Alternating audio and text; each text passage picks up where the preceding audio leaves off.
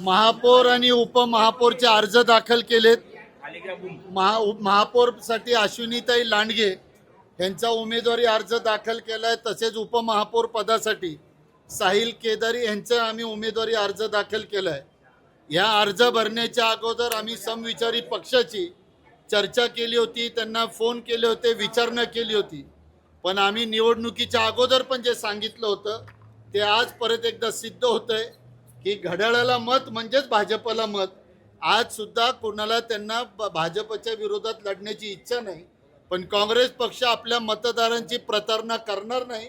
आम्ही भारतीय जनता पक्षाच्या विरोधात निवडणूक महापौरची आणि उपमहापौरची लढवत आहोत आणि त्या अनुषंगाने आम्ही अश्विनीताई लांडगे आणि साहिल केदारीचा महापौर आणि उपमहापौरसाठी फॉर्म अर्ज आज दाखल केला। आम्ही सर्वांना फोन केले होते, सर्वांची वाट बघितल्यानंतर आज आम्ही आमचे अर्ज दाखल केले।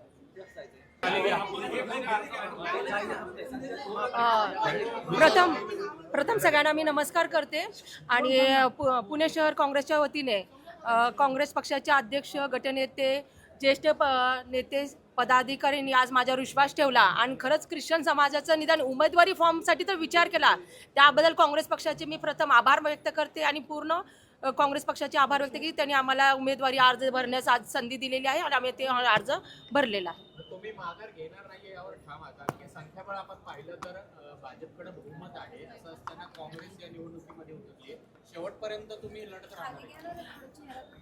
आता आपल्या महाराष्ट्रात तर तुम्ही पाहिलेलं आहे आणि आपल्या देशामध्ये पण पाहिलेलं आहे, पूर्ण भारत देशामध्ये तर काँग्रेस पक्ष हा असा एकमेव पक्ष आहे की बीजेपीशी लढू शकतो आणि त्याच विचाराने आता आम्ही फॉर्म भरलेला आहे, आम्ही लास्टपर्यंत लढत राहणार आहोत। धन्यवाद। नमस्कार, मी ॲडव्होकेट साहिल शिवाजी केदारी। सर्वप्रथम मी आमच्या काँग्रेसचे अध्यक्ष हर्षवर्धन सपकाळ साहेब, माननीय बंटी उर्फ सतेज पाटील साहेब, पुण्याचे शहराध्यक्ष अरविंद भाऊ, गटनेते चंदूशेठ कदम, तसेच रमेशदादा बागवे, मोहनदादा जोशी, सर्व नेत्यांचं व माझ्या सहकारी नगरसेवकांचा आभार मानतो की त्यांनी माझ्यासारख्या एक नवीन तरुणाला या ठिकाणी संधी दिली।